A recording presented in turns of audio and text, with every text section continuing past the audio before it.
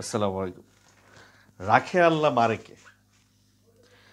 ভাই একটা সিনেমা ইন্ডিয়ায় রিলিজ হয়েছে, মানে একবার রিলিজ হয়েছে 10 বছর আগে, এখন 10 বছর পর আবার রিলিজ হইলো। সিনেমাটার নাম সানাম তেরি কাসাম। সিনেমাটা যখন 10 বছর আগে রিলিজ হয়েছে তখনই সিনেমাটা আমরা দেখছি, এবং সিনেমাটা নিয়ে খুব বেশি আলোচনা তখন হয় নাই, বাট সিনেমাটা আমার কাছে এত ভালো লাগছে সেই সময় আমি সিনেমাটা রিপিট দেখছি, 2বার দেখছি। বাট ইন্ডিয়ার কথা আসলে বলা যায় না, কোন সিনেমা ওরা হিট করে কোন সিনেমা ওরা ফেলায় দেয়। এরকম আরেকটা সিনেমা ছিল রেহনা হ্যায় তেরে দিল মে। ওই সিনেমাটাও আমি কয়েকবার দেখছি, কিন্তু ওই সিনেমাটা ইন্ডিয়াতে হিট হয় নাই। এরকম শাহরুখ খানের দিলসে সিনেমাটাও ওইখানে হিট হয় নাই, বাট দিলসে সিনেমাটা আমার কাছে খুব ভালো লাগছে। শাহরুখ খানের সিনেমা ওরা এরকম ফেলা দিয়েছে, শুধু যে এই যে হর্ষবর্ধন রানের সিনেমা সালাম তেরি কসম ওরা রিজেক্ট করছে তা না, কিন্তু আল্লাহর কি মাইন্ড দেখেন, রাখে আল্লাহ মারে কি, তাই না? তো 2016 সালে সিনেমার বাজেট কত ছিল, হয়তো 20 কোটি টাকা বা 15-20 কোটি টাকা। 2016 সাল আরও কম থাকবে, কারণ তখন টাকার মান বেশি ছিল আর অল্প টাকায় সিনেমা নির্মাণ হতো ওই সময়। ধরে নিলাম 15 থেকে 20 কোটি টাকার সিনেমা। এই সিনেমা এখন এই 10 বছর পরে রিলিজ হওয়ার পরে এই সিনেমাটা এখন 11 দিন পরে কামাই করতেছে 41 কোটি রুপি। মানা যায়? যদি 10 কোটি টাকাও ধরে থাকি এই সিনেমার বাজেট, তাহলে 4 গুণ বেশি, মানে সুপার ডুপার হিট হয়ে গেছে, ব্লকবাস্টার হয়ে গেছে অলরেডি সিনেমাটা। একটা সিনেমা রিলিজ করার পরে ব্লকবাস্টার হয়, তার মানে ওই সিনেমার ভেতরে কি ছিল, আর ওই সিনেমা 10 বছর আগে আসলে ওই সিনেমাটা, মানে ব্যাপারটা এরকম বলা যায় যে সিনেমাটা ওই সময়ের না, সিনেমাটা এই সময়ের, সে 10 বছর আগের এই সময়ের গল্পটা ওই সময় সে রিলিজ করছে। আমার কাছে মনে হয় এই ডিরেক্টর এই কাজটাই করছে, নাহলে ওই সময় দর্শক কেন এই সিনেমাটা খাইলো না, বা ওই সময়, হ্যাঁ ডিরেক্টরের ইন্টারভিউ করা হয়েছিল, ডিরেক্টর বলছে যে ওই সময় যে বিষয়টা চলতেছিল যে লিভ টুগেদার, তারপরে একটু নাম বা ফাঙ্কি নাম, সিনেমার একটু ফাঙ্কি টাঙ্কি নাম হবে, সানাম তেরি কাসম এত রোমান্টিক নাম যাবে না, এরকম সবাই ওই সময় ওনাকে বলছে। ডিরেক্টর ওগুলো মানে নাই। ডিরেক্টর একটা সামাজিক মেসেজ দেওয়ার জন্যে একটা সামাজিক গল্প বাইছে নিছে, যেটা সামাজিক গল্প ওই সময় নাকি খুব একটা খাবে না, এরকম একটা চল ছিল। সেই চলের বিপরীতে হাঁটছে সে। কিন্তু দেখেন ভিভা, তারপরে শাহিদ কাপুরের ভিভা, তারপরে সালমান খানের হাম সাথ সাথে, আহ, এই সিনেমাগুলো কিন্তু এই যে সামাজিক মূল্যবোধের উপরে বা ফ্যামিলি ওরিয়েন্টেড সিনেমাগুলো, এগুলো কিন্তু যুগ যুগ ধরে মানুষ দেখে। এগুলোর একটা আলাদা ডিমান্ড আছে, মানুষ যতই ফ্যামিলির বাইরে চলে যাক ফ্যামিলিতে তাকে ফিরতেই হয়। তো যাই হোক, আজকের প্রসঙ্গটা আসলে এই সানাম তেরি কাসেমের হিরো হর্ষবর্ধন রানাকে নিয়ে। একটা ডেলিভারি বয় কিভাবে ইন্ডিয়ান ফিল্মের হিরো হয়ে যায়, একটা ডেলিভারি বয়।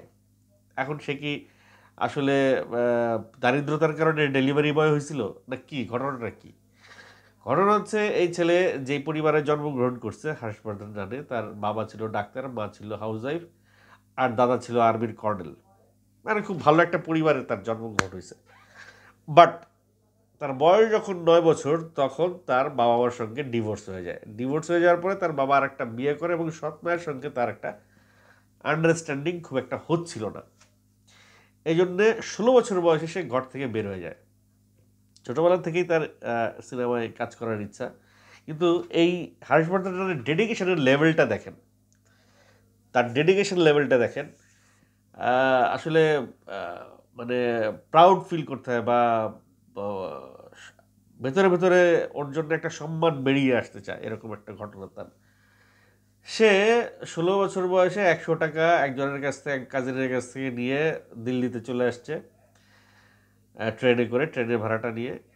এবং সেখানে এসে সে ডেলিভারি বয়ের কাজ শুরু করে। শুরুতে সে কাজ পায় না, সে একটা রেস্টুরেন্টে ওয়েটারের কাজ করছে। তারপরে সেই কি রেস্টুরেন্টে ওয়েটারের কাজ করতে করতে সেই রেস্টুরেন্টের মালিক তারে খাইতে দিছে, থাকতে দিছে। ওখান থেকে সে একটা, ওই সময় ফোন, ওই মানে তার তো জন্ম 1983 সালে, তো 2000 সালের ওইদিকে তার হচ্ছে গিয়ে, আমরা সেই সময় এত ছিল না, ইন্টারনেট ছিল না, হোয়াটসঅ্যাপ ছিল না, ফেসবুক ছিল না তখন। এসটিডি কল হইতো, মানে বিদেশে ফোন, ল্যান্ড ফোনে এসটিডি কল হইতো। তো এসটিডি কলটা আবার একটা রেকর্ড করতে হইতো, একটা খাতায় লিখতে হইতো। তো সে সেই লেখার দায়িত্ব পাইছিল, দৈনিক 10 টাকা মজুরি তার। এই হচ্ছে তার চাকরি, 10 টাকা মজুরিতে চাকরি সে এটা করছে। তারপরে সে একটা সাইবার ক্যাফেতে চাকরি করছে দৈনিক 20 টাকা মজুরিতে। তারপরে সে কাঠমিস্ত্রির কাজ করছে, কার্পেন্টারের কাজ করছে। এই করতে করতে করতে একবার সে ডেলিভারি দিতে গেছে একটা মোটরসাইকেলের হেলমেট। সেই ডেলিভারি দিতে যেয়ে দেখে সেটা হেলমেটটা সে নিয়ে গেছে জন আব্রাহামের জন্য। এবং সে যার পণ্যায় খুশি জন আব্রাহামের সঙ্গে ছবি টবি তুলছে। এবং এই ডেলিভারি দিতে যেয়ে আসলে তার ভাগ্যটা খুলে গেছে।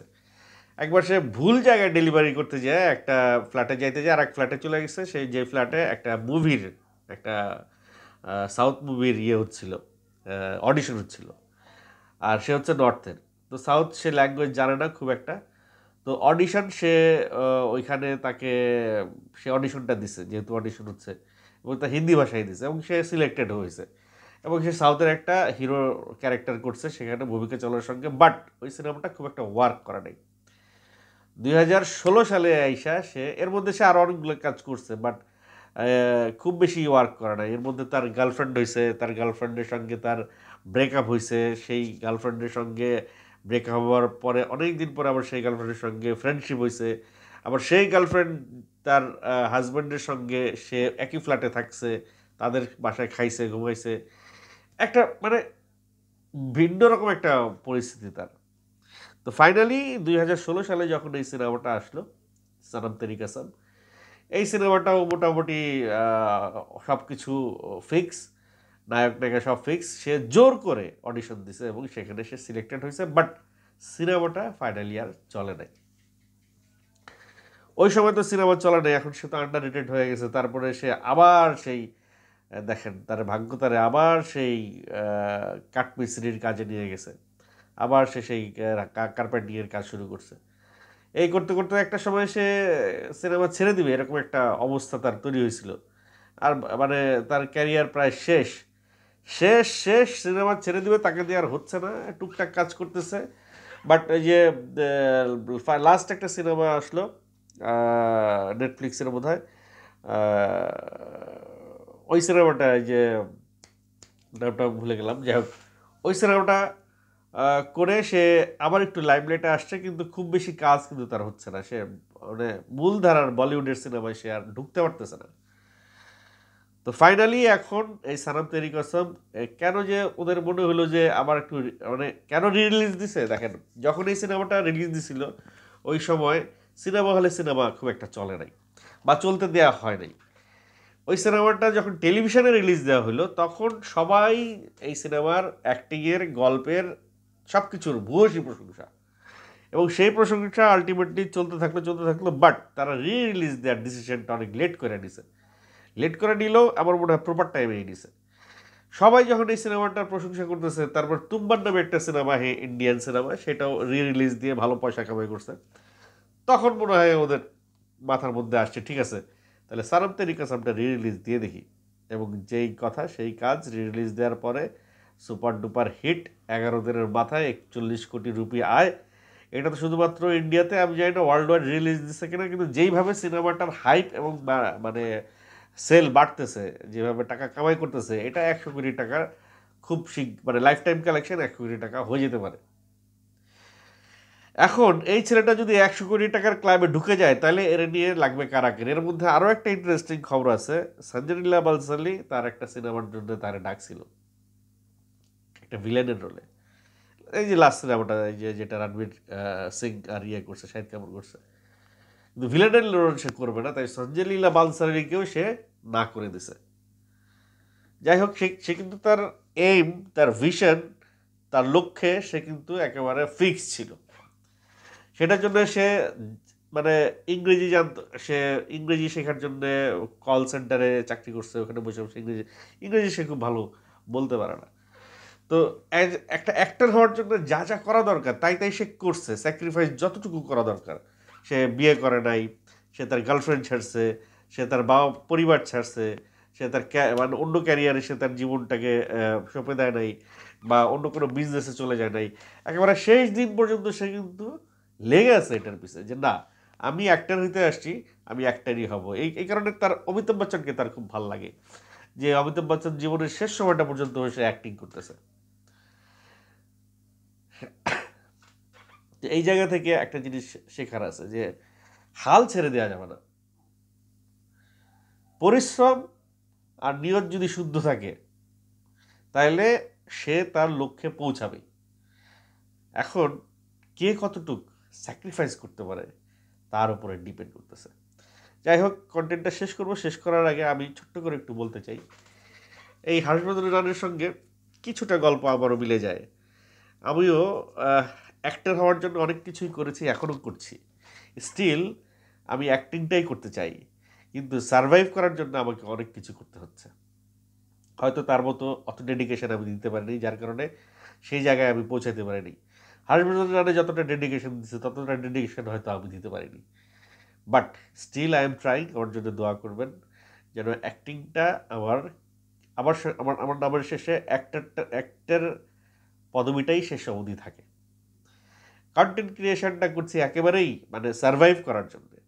যে এখন যেই সিচুয়েশন মার্কেটের, অ্যাক্টরদেরকে যেভাবে তারা ট্রিট করতেছে, আর ভাইরাল অ্যাক্টরদেরকে তারা যেভাবে অ্যাকসেপ্ট করতেছে, তাতে আমার মতো অ্যাক্টরদের অনেক প্রবলেম হচ্ছে। যারা যারা ভাইরাল তারা খুব কাজ পাচ্ছে, আর যারা যারা অ্যাক্টিং জানে অ্যাক্টর, আমি বলতেছি না যারা ভাইরাল তারা অ্যাক্টিং জানে না, বাট হুট করে দেখবেন যে অনেকেই এসে মানে প্রচুর কাজ করতেছে। আর যারা দীর্ঘমেয়াদে কাজ করে আসতেছে, অ্যাক্টিংটা জানে, তারা কিন্তু আস্তে আস্তে মাইনাস হয়ে যাচ্ছে। একটা মানে অসম পরিবেশ তৈরি হয়েছে। এই পরিবেশটা আমার মনে হয় এটাই মানে মাঠে হাল ছাড়া যাবে না, খেলতে হবে, খেলেই বের হয়ে আসতে হবে। So I am trying. আমার জন্য দোয়া করবেন। আর হর্ষবর্ধন রানের অ্যাক্টিং কার কার ভালো লাগে, তার সানাম তেরি কসম সিনেমাটা কে কে দেখেছেন, সিনেমাটা আপনাদের কার কার কাছে ভালো লেগেছে অবশ্যই কমেন্ট করে জানাবেন।